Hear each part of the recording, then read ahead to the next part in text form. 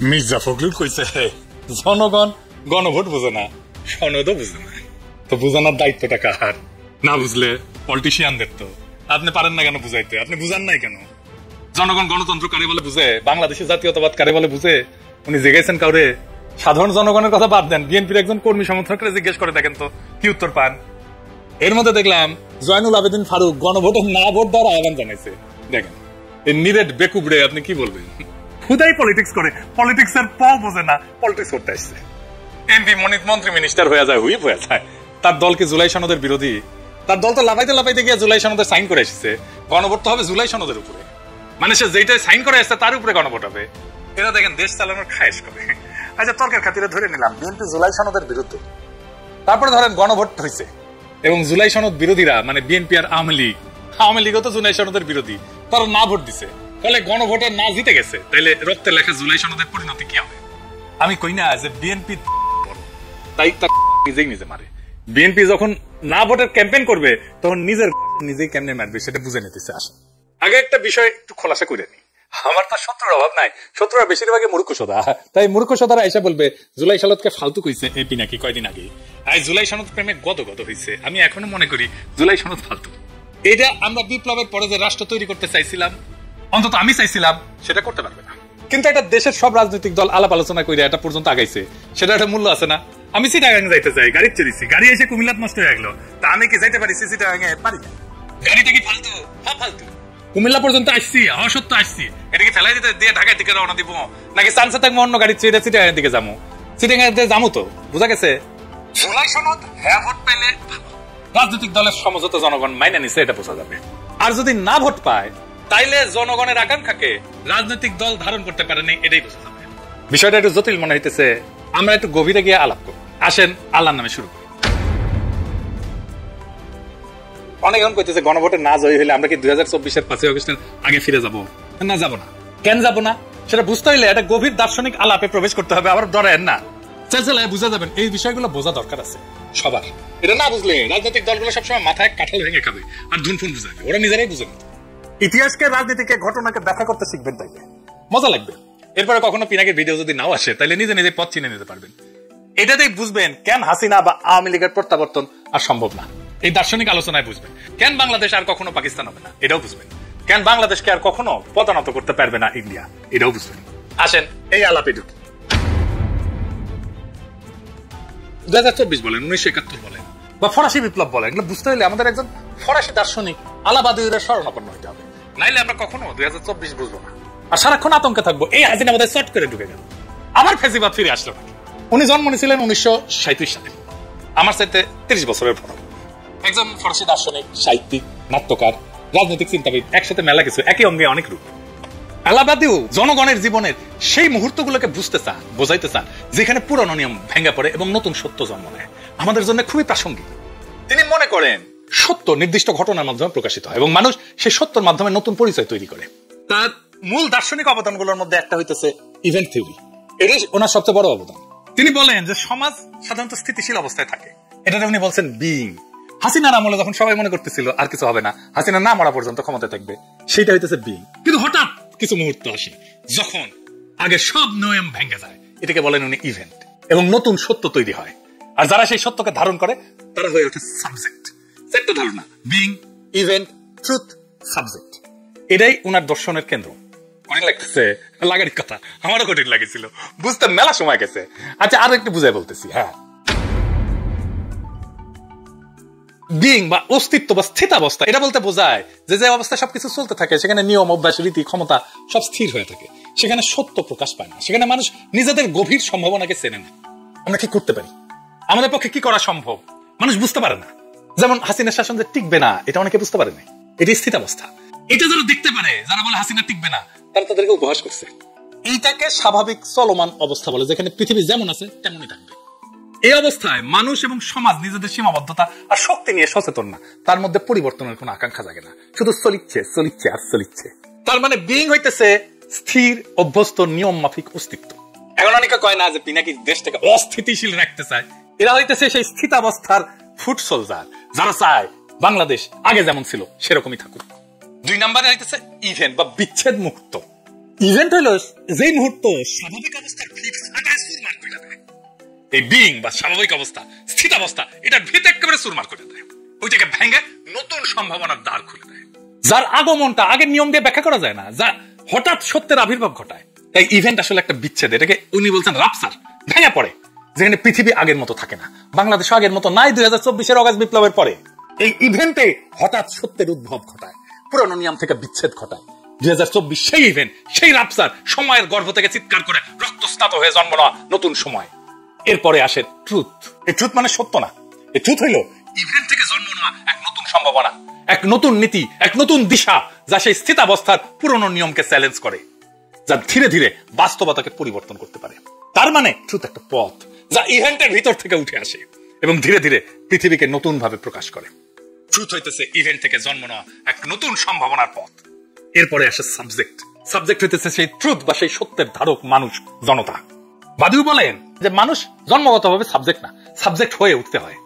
ইভেন্টের সত্যকে গ্রহণ কইরা ট্রুথের প্রতি বিশ্বস্ত থেকে নতুন পথকে রক্ষা এবং এগিয়ে নিয়ে পুরনো বিং এ ফিরে না যাওয়াটাই হইতেছে সাবজেক্টের কাজ। এই সাবজেক্ট ট্রুথের বাহক। বাংলাদেশের মানুষ এই সাবজেক্ট। এখন তার ভিতরে একটা নতুন চেতনার উন্মেষ হয়েছে ইভেন্টের ফলে, তার ভেতরে একটা সত্য জায়গা উঠছে, সে নিজের সম্ভাবনা জানে, সে এই ইভেন্টের বিপ্লবের সত্যকে ধারণ করে এবং তার ভিতর দিয়ে নতুন বাস্তবতা তৈরি করার চেষ্টা করে। সাবজেক্ট সবসময় ইভেন্টের সত্যকে নিজের দায়িত্ব হিসেবে গ্রহণ করে। চারটা ধারণা সম্পর্কে আবারও এডিটর সাহেব পাশে লিখে দেন। অস্তিত্ব বা বিং, যে অবস্থায় আমরা চুপচাপ চলি। 2 নাম্বার ইভেন্ট, যা সেই অবস্থায় ফাটল ধরায়, আপসার ঘটায়, ভেঙে ফেলে, যা বিপ্লব 2024। ট্রুথ, যে নতুন দিশা সেই রাপসার থেকে, ইভেন্ট থেকে জন্মায়। সাবজেক্ট, যে মানুষ সেই নতুন দিশাকে ধারণ করে আগায় যায়। এক বাক্যে যদি বুঝাই বলি, অস্তিত্বের নীরব স্থবিরতার মধ্যে হঠাৎ ঘটে যাওয়া বিপ্লব থেকে যে নতুন সত্য জন্ম নেয় এবং যে জনগোষ্ঠী সেই সত্যের প্রতি বিশ্বস্ত থাকে, সেই পরিণত হয় সাবজেক্টের। তাহলে জুলাই সনদের নৈতিক ভিত্তি কি, ইভেন্ট নাকি ভোট?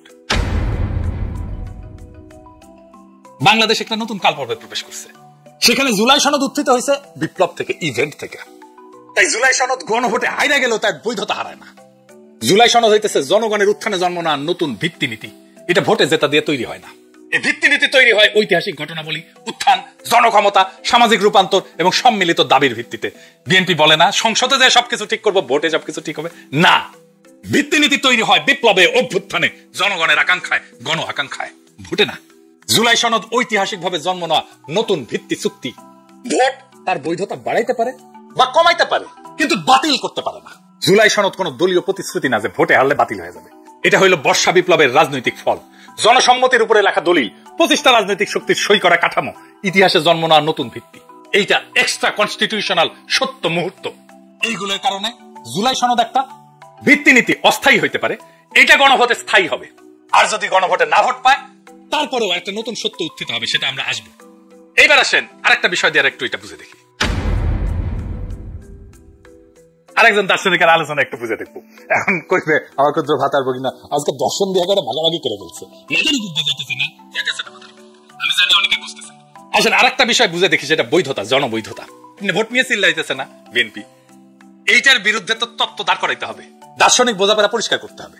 আসেন সেটা বুঝে দেখি। কার্ল স্মিথ বলে একজন জার্মান দার্শনিক ছিলেন। ওনার সবচেয়ে বিখ্যাত ধারণা বা বিখ্যাত উক্তি হইতেছে, sovereign is he who decide the exception। ইংরেজি যেহেতু কইছে ঠিকই কইছে, তাই না? মানে যে ক্ষমতা সংকট পরিস্থিতিতে, মানে এক্সেপশন বলতে উনি সংকট পরিস্থিতি বলছে, তাই বলতেছেন উনি যে ক্ষমতা সংকট পরিস্থিতিতে চূড়ান্ত সিদ্ধান্ত নেয়, সেটাই প্রকৃত সার্বভৌম ক্ষমতা।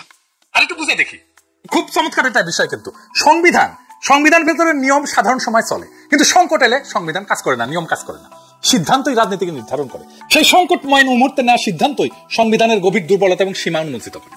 এটাই স্মিথের ডিসিশনিজম বা সিদ্ধান্তমূলক তত্ত্ব। তাই যদি না ভোট পড়ে, তাহলে স্মিথের সেই ডিসিশনের মতোই সংবিধানের ভেতরে থাকা লুকানো দুর্বলতার সীমা, দ্বন্দ্ব প্রকাশ করে দেবে। এটাকে বলা যেতে পারে সংবিধান যে ভুয়া, সেটা উন্মোচন করে দেবে। এই সংবিধানের ভুয়াত্ব সাধারণ সময় ঢাকা থাকে, না জিতলে সংবিধানের সেই অমীমাংসিত বিরোধগুলো উপরে উঠে আসবে, তার ভুয়াত্বগুলো উন্মোচিত হয়ে যাবে। কোন দ্বন্দ্বটা সামনে আসবে? জনগণ বনাম দলীয় এলিট, কনস্টিটিউয়েন্ট পাওয়ার বনাম কনস্টিটিউয়েট পাওয়ার, মানে জনসার্বভৌমত্ব বনাম দলীয় আধিপত্য। অতীতের সেন্ট্রালাইজ রাষ্ট্র বরং জুলাই উত্থানের দাবি করা নতুন কাঠামো। সংবিধানের পুরনো ভাষা বনাম রাজনৈতিক বাস্তবতা, সংবিধান সাধারণ সময়কে নিজেকে সম্পূর্ণ দেখাইলেও স্মিথের মতে সংকটে তার আসল দুর্বলতা প্রকাশ পায়। আমাদের প্রিয় সলিমুল্লাহ খানের এক প্রিয় দার্শনিক আছে লাকা, উনি একটা কথা বলেন, জুইসাস বাংলায় সরাসরি মানে হইতেছে স্বাধীন তীব্র অপ্রতিরোধ আকাঙ্ক্ষা, নিজের অস্তিত্বের পরিপূর্ণতা নিষিদ্ধ বা দমন করা আনন্দ, ইচ্ছার মুক্তি, অতি নিয়ন্ত্রণের বিরুদ্ধে স্বাধীনতার বিস্ফোরণ। রাজনীতিতে জুইসাস বলতে বোঝানো হয় জনগণের নিজস্ব তীব্র ইচ্ছা শক্তি, দমন করা রাজনৈতিক আকাঙ্ক্ষার প্রকাশ, স্বাধীনতার অনুভূতি, রাষ্ট্রশক্তির উপরে নিজেদের নিজস্ব ক্ষমতার দাবি, যা কোনো দল সংসদ নিয়ম দিয়ে পুরোপুরি নিয়ন্ত্রণ করা যায় না। ভোটের যদি জয় হয় তাহলে জনগণের সেই তীব্র ইচ্ছা শক্তির জয় হবে, জুইসাসের জয় হবে। জনগণ না ভোট দেওয়ার অর্থ হচ্ছে আমি তোমার ঐক্যমত কমিশনে বসে লেখা সংস্কার কমিশন না, অর্থাৎ জনগণ নিজেরাই সিদ্ধান্তের উৎস। জনগণের আকাঙ্ক্ষা আর দলীয় বোঝাপড়া এটা পৃথক। জনগণ সংবিধানের উপরে কনস্টিটিউয়েন্ট পাওয়ার হিসেবে সার্বভৌম ক্ষমতা হিসেবে আত্মপ্রকাশ করবে না ভোটের মাধ্যমে। তাইলে হ্যাঁ ভোট দিলে জুলাই সনদ জনগণের ভোটে বৈধ হবে, না ভোট দিলে জনগণের ভোটে সংবিধানের সীমা উন্মোচিত হবে। সংবিধানের সীমা বিষয়টা আর একটু বুঝানি, তাছাড়া বিষয়টা খুব স্পষ্টভাবে বোঝা যাইতেছে না। একই জিনিস বারবার আসতেছে, বলে বিরক্ত হবেন না। এই বিষয়টা খুব গভীরভাবে আমাদের বুঝে থাকা দরকার। খুব জটিল বিষয়, কিন্তু এটা না বুঝলে আমাদের মাথায় কিন্তু সবসময় কাঁঠাল ভেঙে খাবে।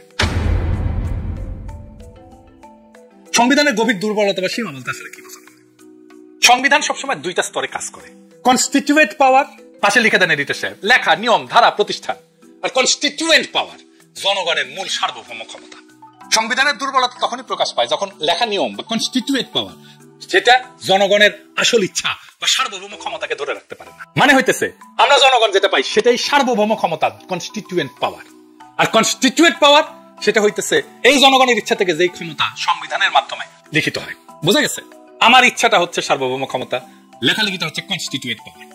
তার মানে সংবিধান যখন আমার জনগণের সার্বভৌম ইচ্ছাকে ধারণ করতে পারে না, ওখানে যেটা লেখা আছে আর জনগণের যেটা সার্বভৌম ইচ্ছা সেই দুটো এক না, তখনই এই ফাটল তৈরি হয়। এটি সীমা। সংবিধান অনেক সময় রাজনৈতিক বাস্তবতা ধরে রাখতে ব্যর্থ হয়। কখন? যখন রাষ্ট্রযন্ত্র বদলায়, জনগণের রাজনৈতিক আকাঙ্ক্ষা বদলায়, আন্দোলন বা বিপ্লব হয়, পুরনো দল পুরনো রাষ্ট্র কাঠামো যখন ভেঙে পড়ে, নতুন বৈধতা চায় যখন জনগণ, তখন সংবিধানে পুরনো লেখা সেই নতুন বাস্তবতাকে ধারণ করতে পারে না। এই অক্ষমতা একটা গভীর দুর্বলতা সংবিধানের। সংবিধান কেবল নিয়ম বলে, কিন্তু সংকটে কাজ করার ভাষা থাকে না। স্মিথের ভাষায় নিয়ম শুধু স্বাভাবিক সময়ের জন্য, সংকটে সে অক্ষম। নিয়ম স্বাভাবিক সময়ের জন্য, সংকটে সে অক্ষম। সংবিধান স্বাভাবিক সময়ের জন্য, সংকটে সংবিধান না, জনগণের সার্বভৌম ইচ্ছা। তখন সিদ্ধান্ত রাজনীতির আসল চেহারা দেখায়। যখন নির্বাচন ভেঙে পড়ে, রাষ্ট্র ব্যর্থ হয়, শাসক পালায়, হাসিনা যেমন পালাইছে, জনগণ রাস্তায় নেমে আসে, সংবিধান বলে না কি করতে হবে। এটাই ফল্ট লাইন, এটাই সংবিধানের সীমা। সংবিধান দাঁড়ায় থাকে দলীয় ভারসাম্যের উপরে, জনগণের উপরে না। বেশিরভাগ দেশের মতো বাংলাদেশেও সংবিধান রচিত হয় দলীয় সমঝোতায়। শাসক দলই ব্যাখ্যা করে, আদালত রাজনৈতিক চাপের বাইরে না। ফলে সংকট আসলে দলীয় সবচেয়ে আগে আসে, জনগণ সার্বভৌমত্ব আগে আসে না। এটাই সংবিধানের সীমা। সংবিধান নিজেকে পরিবর্তন করার ক্ষমতা নিজেই আটকে দেয়। সংবিধানের সবচেয়ে বড় দুর্বলতা হলো নিজেকে পরিবর্তন করতে একই রাজনৈতিক শক্তির অনুমতি লাগে। যদি সংসদ দখলে থাকে, দলগুলো ক্ষমতা নির্ভর হয়, তাহলে সংবিধান বদলানো যায় না, দেশটি ভেঙে পড়লেও বদলানো যায় না। তাই আমরা পারতেছি না এখন সংবিধান বদলাইতে, কারণ সংবিধানই বলে যে সংখ্যাগরিষ্ঠতার মতামত লাগবে সংবিধান বদলাইতে। এটি স্ট্রাকচারাল উইকনেস। সংবিধান জনগণের সার্বভৌমত্বকে ইনস্টিটিউশনালাইজ করতে পারে না। সংবিধান ধরে নেয় যে জনগণ 5 বছরে একবার ভোট দেবে, বাকি সময় রাষ্ট্রই জনগণের প্রতিনিধি। জনগণ পরোক্ষভাবে সার্বভৌম, কিন্তু জুলাই উত্থানের মতো পরিস্থিতিতে জনগণ সরাসরি ক্ষমতা প্রয়োগ করছে, দলীয় কাঠামো ভেঙে গেছে, বিদ্যমান নিয়ম আর যথেষ্ট থাকে না। সংবিধান এই সরাসরি সার্বভৌমত্বকে ধারণ করতে পারে না। এটাই সংবিধানের ডিপ লিমিট, সব দেশের, শুধু আমাদের দেশের না। সেজন্য আমরা সংবিধানের বদল চাইছিলাম, নতুন সংবিধান চাইছিলাম। সংবিধান রাষ্ট্রযন্ত্রের শক্তির সামনে দুর্বল। সংবিধানে লেখা থাকে নাগরিক অধিকার, আইনের শাসন, স্বাধীন নির্বাচন। হয়েছে? সংবিধান তো ছিল, হাসিনারা বলে হয়েছে, হয় নাই। বাস্তবে সেনাবাহিনী, ব্যুরোক্রেসি, গোয়েন্দা সংস্থা, পুলিশ, আদালত, দলীয় আধিপত্য, এগুলো লিখিত সংবিধানের উপরে উঠে যায়। সংবিধান তখন একটা কাগজ হয়ে যায়, রাষ্ট্রযন্ত্রের সামনে দুর্বল। সংবিধান তো আমাদের অধিকারকে রক্ষা করতে পারেনি, সংবিধান তো ফ্যাসিবাদকে আটকাইতে পারেনি। তাই বর্ষা বিপ্লবের মধ্যে দিয়ে নতুন যে গণশক্তি হয়েছে সেটা স্বীকৃতি দিতে পারে না। এই জন্যই জনগণকে নতুন চুক্তি লিখতে হয়, নতুন সংবিধান লিখতে হয়। এটাই কনস্টিটিউয়েন্ট পাওয়ার। তাই গণভোটে যদি হ্যাঁ পড়ে, মানে জনগণ সনদের প্রস্তাবগুলো সরাসরি অনুমোদন করছে, এটা সনদের পপুলার ম্যান্ডেট তৈরি করবে। সনদ তখন মুভমেন্ট ডকুমেন্ট থেকে জন অনুমোদিত একটা রোড ম্যাপে পরিণত হবে। দলগুলোর উপরে সনদ বাস্তবায়নের নৈতিক রাজনৈতিক বাধ্যবাধকতা তৈরি হবে। সনদ তখন ভবিষ্যৎ সংবিধান সংশোধনের একটা ঐক্যমতের একটা ভিত্তি হয়ে দাঁড়াবে। এডিটর সাহেব লিখে দেন, হ্যাঁ ভোট সনদকে বৈধ এবং জনপ্রতিনিধিত্বমূলক দলিল হিসাবে গ্রহণ করবে। আর না হইলে জনগণের কনস্টিটিউয়েন্ট পাওয়ার প্রকাশ হবে, যেটা সবচেয়ে গুরুত্বপূর্ণ। না জেতা মানে সনদ বাতিল না। জনগণ বলছে আমি সার্বভৌম, আমি ঠিক করব। আমরা কাগজ তৈরি করিনি, আমরা চাই নিজেরাই ভবিষ্যতের নিয়ম নির্ধারণ করতে। জনগণ বলছে দলীয় প্যাকেজ না, আমরা নিজেরাই সংবিধানের ভিত্তি চুক্তি লিখব। এটাই হইল কনস্টিটিউয়েন্ট পাওয়ারের ঘোষণা। যেই ক্ষমতা দিয়া নতুন সংবিধান লেখা হয়, না মানে জনগণ বিদ্যমান সনদকে ছাড়াই যায় নিজেদের হাতে সংবিধান রচনার কাজ হাতে নিতে চায়। তাই হ্যাঁ হোক বা না হোক, কোন ফলে এই জাতিকে হাসিনার ফ্যাসিবাদের পুরনো অন্ধকারে ফেরত নিয়ে যাবে না। কারণ এই গণভোট দলীয় স্বার্থের খেলা না, এটা জনগণের সার্বভৌম ক্ষমতার ঘোষণা। হ্যাঁ জিতলে সনদ পাবে বৈধতা, আর না জিতলে বোঝা যাবে বাংলার মানুষ দলীয় স্ক্রিপ্ট মানে না। তারা নিজেরাই নিজেদের ভবিষ্যৎ এবং সংবিধান লেখার দায়িত্ব নিতে চায়। গণভোটের ফল যাই হোক, এটা একটাই সত্য প্রকাশ করে, রাষ্ট্র আর দলের না, জনগণের। এটাই বর্ষা বিপ্লবের বিজয়। আসসালামু আলাইকুম। বিএনপির বিভিন্ন জায়গায় আপনারা জানেন যে তাদের প্রার্থীদের প্রাথমিক একটা বাছাই করা হয়েছে। সেই বাছাইয়ের পর থেকে এখন পর্যন্ত সারা দেশে তাদের বিভিন্ন জায়গায় বিক্ষোভ, এখনো বিক্ষোভ চলছে অনেক জায়গায়। যেদিন আওয়ামী লীগের কর্মসূচি ছিল লকডাউনের, সেদিনও আমি দেখেছি যে বিভিন্ন জায়গাতে আপনার এই বিএনপির নিজেরা নিজেদের বিরুদ্ধে বিক্ষোভ করেছে, সড়ক অবরোধ করেছেন, তারপরে কুশপুত্তলিকা দাহ করেছেন, বাড়িতে হামলার ঘটনাও ঘটেছে, এরকম অনেক কিছু হচ্ছে। তো এগুলোর মাঝখানে যে ঘটনাগুলো, আমি ব্যক্তিগতভাবে ধরেন আমার কাছে এখন পর্যন্ত 35-40 জন আমাকে সরাসরি রিচ করতে পেরেছেন এবং তারা কিছু অভিযোগ করেছেন। যে অভিযোগগুলোকে যদি ক্যাটাগরিক্যালি আমি যদি সাইড করি, 3 বা 4টা পয়েন্ট কমন। 1 নাম্বার হচ্ছে চাঁদাবাজি করেছেন, 2 নাম্বার হচ্ছে দলের ক্রান্তিকালে তিনি কোনো অবদান রাখেন নাই, তখন আওয়ামী লীগের লোকজনের সাথে তিনি চলে তারপরে নিজের গতি বাঁচিয়েছেন। তারপরে 3 নাম্বার হচ্ছে তিনি টাকা পয়সা দিয়ে তারপরে মনোনয়ন নিয়েছেন। এই কথাগুলো কিন্তু আমি বলিনি। আমার কাছে আপনাদের এই মনোনয়ন বাছাইয়ের পর থেকে এ পর্যন্ত আমি যতটুকু চেক করেছি, আমার ইমেইলে আমি আমার ফেসবুকে একটা পোস্ট করেছিলাম বিভিন্ন জায়গা থেকে ফোন আসার প্রেক্ষিতে যে আপনাদের এলাকায় যারা প্রার্থী হিসাবে বাছাই হয়েছে তাদের ব্যাপারে আমাকে তথ্য জানান। আমি সবগুলো ইমেল এখনো চেক করতে পারিনি। অবশ্যই সবগুলো ইমেল চেক করবো, বিশেষ করে গত 5-6 দিনের ইমেলগুলো সব দেখার চেষ্টা করেছি। আরো যেগুলো বাদ আছে সেগুলো আমি অবশ্যই দেখবো। আপনারা কে কি পাঠিয়েছেন কোন প্রার্থীর ব্যাপারে, এগুলো থাকবে। এখন অনেকে আবার ইমেল করার সময় একটা জিনিস করেন যে, ইলিয়াস ভাই আমি কিছু জিনিস পাঠাইতে চাই, পাঠান। আমি কি আপনাকে এখানে পাঠাবো? এখানেই তো পাঠাবেন। আমার ইমেল, আমার অ্যাক্সেস সেখানে, আপনার এটা নিয়ে চিন্তা করার কিছু নেই। আমার কাছ থেকে আপনার তথ্য কারোর কাছে যাবে না। তা আমি সেখানে অন্তত আমার নিজের দেখা 5-6 জনের, সবশেষ কিছুক্ষণ আগে ময়মনসিংহের একজনের, নেত্রকোনার একজনের উলঙ্গ ভিডিও। তো এই উলঙ্গ ভিডিও আসলে আমি আপনাদেরকে আগে বলেছি যে আওয়ামী লীগ এবং ইন্ডিয়ার সংশ্লিষ্টতা যদি না থাকে, আমি মুক্তিযুদ্ধ টুদ্ধ নিয়ে বেশি চেতনা মেতনা যেগুলো না দেখায়, এরা উলঙ্গ টুলঙ্গ হইলে আমার এগুলো নিয়ে আমি করি না। তো সেগুলোও দিয়েছে। আর এর বাইরে যত তথ্য, যে 3-4টা পয়েন্টের কথা বললাম, আওয়ামী লীগ সংশ্লিষ্টতা, টাকা দিয়ে মনোনয়ন নিয়েছেন, তারপরে তিনি চাঁদাবাজি করেন, এই কমন জিনিসগুলো কারা দিয়েছেন? আমাকে যারা ফোনে রিচ করতে পেরেছেন তাদের সবাই বেশিরভাগই ওই আসনের মনোনয়ন চেয়েছিলেন, তিনি মনোনয়ন পান নাই। তো না পেয়ে তিনি এখন আমাকে এই নালিশগুলো করছেন, এগুলো যেন আমরা প্রচার করি, অর্থাৎ তার প্রতিপক্ষ যিনি মনোনয়ন পেয়েছেন, বাছাই হয়েছেন, তার ব্যাপারে আমি যেন এটা প্রচার করি। সত্যি কথা বলি, আজকে আপনারা যারা এগুলো বলার জন্য দিচ্ছেন, এই কথাগুলি যদি এই মনোনয়ন বাছাইয়ের ঠিক 1 দিন আগে যদি আমি বলতাম, আপনি তখন আমাকে গালি দিতেন, তুই তো একটা জামাত শিবিরের লোক। এখন আপনারাই কিন্তু এই কথাগুলো বলছেন। আমি টাকা পয়সার বিষয়টা আমি পারমিশন নিয়েই করেছি, যে বেশ কয়েকজনের, আমি এই পর্যন্ত সম্ভবত 20-22 জনের ফোন রেকর্ড নিয়েছি, তাদের পারমিশন নিয়েছি এবং তাদেরকে সেটা বলেছিও যে আমি যদি এটা প্রচার করি, আপনাকে অবশ্যই আপনার পারমিশন নিয়ে তারপরে প্রচার করব। একজনেরটা আপনাদেরকে একটু শোনাই। এটা হচ্ছে বরগুনার এই আসনের ওইখানকার বিএনপির যে শীর্ষ নেতা, যারা মনোনয়ন চেয়েছেন, এরকম নেতাদের বক্তব্য আমি নিয়েছি। এই বক্তব্যটা একটু শোনেন, তারা মনোনয়নের ব্যাপারে তাদের মতামত কি, কিভাবে বিএনপিতে মনোনয়ন দেওয়া হয়েছে, এটা তাদের মুখ থেকেই তারা বলুক। সাধারণ সম্পাদক বরগুনা জেলা বিএনপি। আর এই নুরুল ইসলাম মনি সাহেব ছিল সংস্কার মন্ত্রী, দেশপথ এবং খালেদা জিয়াকে বলছিল কুলাঙ্গার, দেশ নায়ক তারা 4 বছর নষ্ট। এই 5 তারিখের পর থেকে এই পর্যন্ত মিনিমাম পাথরঘাটা, পাবনা, বেতাগিরি, বরগুনা জেলা থেকে 1 থেকে 1.5 কোটি টাকা চাঁদাবাজি করেছেন। নিজেই করেন না, করেন তার ভাই জামাল এবং তার ভাতিজা সোলাইমান সাদিক আরিফ। তিনি কি বলেন যে আমি চাঁদাবাজি করি না, করা সে হাতে নিয়ে বলেন। রিসেন্টলি এই যে নমিনেশনের যে ব্যাপারটা হলো, এখন পাথরঘাটা পাবনা বেতাগিতে আওয়ামী লীগের যত দোষরা ছিল তাদেরকে সে পুনর্বাসন করছেন, এবং ইউনিয়ন চেয়ারম্যান, পৌর চেয়ারম্যান, সাবেক চেয়ারম্যান, বর্তমান মেম্বার চেয়ারম্যান যারা আছে তাদের কাছ থেকে 1,50,000, 50 লাখ, 10 লাখ, 20 লাখ টাকা নিচ্ছে যে তোমাদেরকে আমি নমিনেশন দেবো, তোমাদেরকে চেয়ারম্যান বানিয়ে দেবো। মিনিমাম 2 কোটি টাকা সে চাঁদাবাজি করে হয়ে গেছে পর্যন্ত, মিনিমাম। এবং সে যদি কেউ কিছু বলে তারা চক্ষু লাল করে দেয়, একদম সাদা পরে থামাই দিচ্ছে, ধমকি দিচ্ছে। এখন পাথরঘাটা পাবনা বেতাগির মানুষ এতে মুক্তি চায়, শতকরা 90% লোক তাকে দেখতে একটু মানে। তার সঙ্গে যে কাজ বলেছে সবগুলো চাঁদাবাজি, চাঁদাবাজ করছে, রংবাজ করছে, থ্রেট দিচ্ছে। 2 দিন আগে মরিচুর করে মেরে প্রায় 3 লক্ষ টাকা হাতিয়ে নিয়েছেন ছাত্রদলের এক নেতা। আমি মোহাম্মদ মনিরুজ্জামান মনির, সাবেক কেন্দ্রীয় ছাত্র নেতা, যুব নেতা, বরগুনা জেলা বিএনপির যুগ্ম আহ্বায়ক, যুগ্ম সাধারণ সম্পাদক। আমাদের প্রতিপক্ষ চাঁদাবাজ, মিথ্যাবাদী, ওনার সাথে একমত পোষণ করবে, সে খুব ভালো মানুষ, ওনার পক্ষে কথা বলবে। উনি জীবনে সত্য কথা বলে দেখে নাই।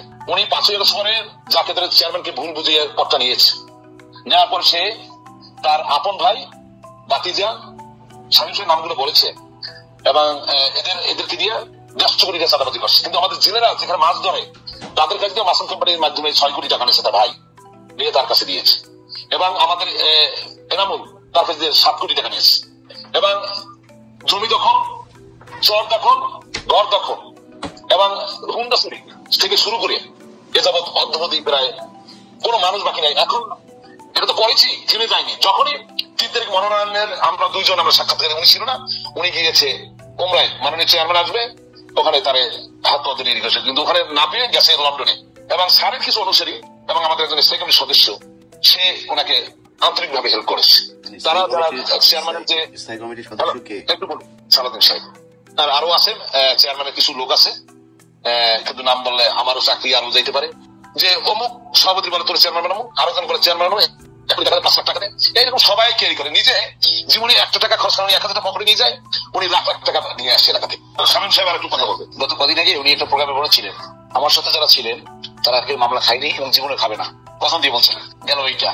এরপরে যে কেউ যায় মক্কা মদিনায় আল্লাহকে পাওয়ার জন্য, আর আমরা লন্ডন আসি তারেক রহমানকে সিজদা করার জন্য, নবীকে পাওয়ার জন্য। আস্তাগফিরুল্লাহ, এই কথা বলছিল। এই হচ্ছে মনোনয়নের অবস্থা। এটা বিএনপির লোকজনের, আমি ভাই কিছু বললাম না। আমি এই মুহূর্তে বিএনপির ব্যাপারে অনেকেই হয়তো মনে করে যে কিছু কিছু মানুষ, খুব স্বল্প সংখ্যক কিছু মানুষ মনে করে আমি বোধহয় বিএনপিকে পচানোর জন্য বোধহয় উঠে পড়ে লেগেছে। আমি আসলে বিএনপি জামাত কোনো কারোর ব্যাপারে বিশেষ আমার মানে আনুকূল্য কিংবা বিশেষ ভালোবাসা, বিশেষ কি বলবো যে ঘৃণা, কোনো কিছুই নাই। অতএব আমি অনেক কিছু আছে ভাই, সেগুলো চালাইতে চাই না, যেগুলো দেও না, কারণ নিজেকে এখন কিছুটা বাঁচায় চলি। আপনারা আমার খারাপ মনে করলে করতে পারেন, কিছু বলার নাই। কারণ গত 5-6 বছরে এই দেশের জন্য নিজের পরিবারের, নিজের আর্থিক, শারীরিক, নিজের পরিবারের মানুষজনের যে পরিমাণে ক্ষতি করেছে, সেই ক্ষতির প্রেক্ষিতে এই দেশের কোনো কিছু নিজের জন্য কিছু চাইনি। এই দেশের যে পরিবর্তন চেয়েছিলাম, ওই পরিবর্তন হয় নাই, এবং ওই পরিবর্তন জীবনে কোনোদিন এই দেশে হবে কিনা এটা নিয়ে আমি যথেষ্ট সন্দেহ প্রকাশ করি। এই দেশের কোনো একটা অভিশাপ আছে বোধহয়, যে কারণে এখানে এটা মনে হয় হবে না। বিরাট একটা সুযোগ এসেছিল, সেই সুযোগ কাজে লাগায়। সবখানে একই অবস্থা চলছে। এই পুরো বিপ্লবের এক আসিফ নজরুল নিজে একাই অর্ধেক শেষ করিয়া দিয়েছেন। অতএব আসিফ নজরুলের মতো মানুষ, যাকে আমরা এত বিশ্বাস করতাম, এত ভালোবাসতাম, এত দেশপ্রেমিক মনে করতাম, সৎ মনে করতাম, বিবেকবান, নীতিবান, সে যে পরিমাণে ধান্দাবাজি করলো। আইন মন্ত্রণালয়ের অধীনে, এই যে নিবন্ধন শাখার অধীনে আপনার সাব রেজিস্ট্রার, ক্রাইম এডিশন গতকালকে সেটা নিয়ে প্রোগ্রাম করেছেন। সেখানে দেখলাম আইন মন্ত্রণালয়ে আসার পরে তাদের ওইখানকার কিছু কিছু মানুষের বক্তব্য যে আসিফ নজরুল নিজে এটার সাথে জড়িত। সে এই সাব রেজিস্ট্রার যারা কিনা 2 বছর বয়সে দেখিয়েছে সে নাকি মুক্তিযোদ্ধা ছিল, 4 বছর, 5 বছর, 6 বছর বয়সে মুক্তিযোদ্ধা ছিল, এটা দেখিয়ে তারা এই চাকরিগুলো আওয়ামী লীগ দিয়েছিল। আওয়ামী লীগ দিলে এখন এই সরকার এসে তো সেটা দেখবে। প্রতি বছর আমাদের দেশে 24,000 কোটি টাকা আমাদের খরচ, 24,000 কোটি টাকা আমাদের এই ভুয়া মুক্তিযোদ্ধাদের পেছনে খরচ। কিছু করে নাই। সাব রেজিস্ট্রাররা কেউ 50 লাখ, 60 লাখ, 70 লাখ, একজন 7 কোটি টাকা দিয়েছে। তারা অবসরে খালি তারা নিয়ে একটু বেশি ঘাটাঘাটি হয়েছিল, সে জাস্ট তারা যেন সুষ্ঠুভাবে অবসরে পাঠানো হয়, 7 কোটি টাকা দিয়ে অবসরে গিয়েছেন। যারা অবসরে গিয়েছেন তাদের খুঁজে বের করেন, যারা আছে তাদেরকে খুঁজে বের করেন। আমার ক্রাইম এডিশন সবকিছু খুঁজে বের করেছে, কোনো খবর নেই। যাই হোক, এই চুরি বাটপারি ধুমায় চলছে। আজকে একজন উপদেষ্টার APS এর ব্যাপারে পত্রিকায় খবর দেখলাম, যারে ভালো মনে করেছে, যারে সব কয়টা কোনো শালা চোর চুরি করতে করতে দেশটারে ধ্বংস করে দিল। আমি ভাই এত বিশাল আকারের মানে এই নেলসন ম্যান্ডেলা হইতে যায়নি, যে আওয়ামী লীগের একটা খারাপ পরিস্থিতি ছিল, এই দেশটার বিরুদ্ধে আরেকটা দেশের যুদ্ধ চলছিল তখন, যে কারণে মনে করেছে যে এটা জেহাদ হিসাবে নিয়েছিলাম। যাই হোক, আল্লাহর উপরে ভরসা করে তারপরে অনেক কিছু করেছে। অনেক ভাই, আমি খুবই ছাপোষা পরিবারের একজন সন্তান। আমার বাবা মা ভাই বোন আমার 14 গোষ্ঠীর মধ্যে বিশাল আকারের মানে ক্ষমতা সম্পন্ন রাজনীতিবিদ কিছু নাই। আমার মতো জায়গা থেকে আমি যতটুকু করেছি এটা আল্লাহর কাছে শুকরিয়া, কিন্তু এখন আর করতে চাই না। যে কারণে বিএনপির বিষয়ে খুব হিসাব করে কথা বলি। বিএনপিকে নিয়ে যদি কেউ মনে করেন যে আমি বোধহয় বিএনপির ব্যাপারে খুব বিরাট আকারে, কিন্তু সমালোচনাগুলো যদি নিতে না পারেন এটা আপনাদের জন্য সমস্যা হবে। আপনি এই গেল 1.5 বছরের ভেতরে আমি গত কয়েকটা ঘটনা বলি। ধরেন মির্জা ফখরুল 2 দিন আগে কি বলল, যে তারা যদি ক্ষমতায় আসে তারা আওয়ামী লীগের সব মামলা প্রত্যাহার করে নেবে। সেটা সে আবার ব্যাখ্যা দিয়েছে বিভিন্ন জায়গায়, কিন্তু ব্যাখ্যাটা হয় নাই। আপনি কোথাও যদি কিন্তু দাড়ি কমা কোনো কিছু দেন নাই, আপনি বলেছেন তাদের মামলা প্রত্যাহার করে নেওয়া হবে। আপনি প্রত্যাহার করার কে? শেখ মুজিবের মূর্তি ভাঙলে আপনার এক পাশের বিচিতে নাকি ব্যথা করে, আপনার এত ব্যথা কেন? বুকে চিনচিন করে আপনি এইসব কথাবার্তা বলেন। আপনি কয়েকদিন আগেও আপনার আওয়ামী লীগকে ছাড়া আপনি নির্বাচনে যেতে চান না, নির্বাচনে আপনি আওয়ামী লীগকে চান, আপনি চুপ্পুকে চান, আপনি ওয়াকারকে চান, আপনি হা না ভোট চান না। আপনাদের সাথে জনগণের এত সাংঘর্ষিক অবস্থা কেন? যা যা হচ্ছে, যা যা ছিল, আওয়ামী লীগ যা করতো সব কটা চরিত্র বিএনপির উপরে। ছাগল চুরি করে ধরা পর্যন্ত বেশি দিন, 1 বছরও মানে ক্ষমতায় যায় নাই বিএনপি এখনো। সেই আওয়ামী লীগের, ছাত্রলীগের, যুবলীগের যে ছাগল চুরি করে পর্যন্ত ওরা ধরা খেয়েছে। আর কি বাকি আছে আপনাদের? বাংলাদেশের মানুষ বোধহয় ওই মেজাজে নাই। আগের মতো সেই ধান্দাবাজি করে তারপরে মনোনয়ন বাণিজ্য করে তারপরে করবেন। আমি এগুলোতে এই যে জিনিসগুলো আছে না, এটাতে আমি চেষ্টা করছি, মানে বোঝার চেষ্টা করছিলাম যে মনোনয়নটা যে মন মতো হয় নাই। এখানে দেখলাম যারা ভারতপন্থী সব কটার মনোনয়ন পেয়েছে, সবাই পেয়েছে মনোনয়ন, যারা ভারতপন্থী। তো আমি বোঝার চেষ্টা করছিলাম যে এই যে মনোনয়নের নমিনেশন আপনারা যেটা শুনলেন, এরকম সবাই কিন্তু কেউ মানে বিভিন্ন জনের নাম ধরে ধরে বলেছে আমাকে যে কারা কারা এই টাকাগুলো নিয়েছেন। একজন ব্যক্তি, তিনিও লন্ডনে থাকেন, তিনি একজনের কাছ থেকে 3.5 কোটি টাকা চেয়েছিলেন, 3.5 কোটি বা 3 কোটি টাকা চেয়েছিলেন।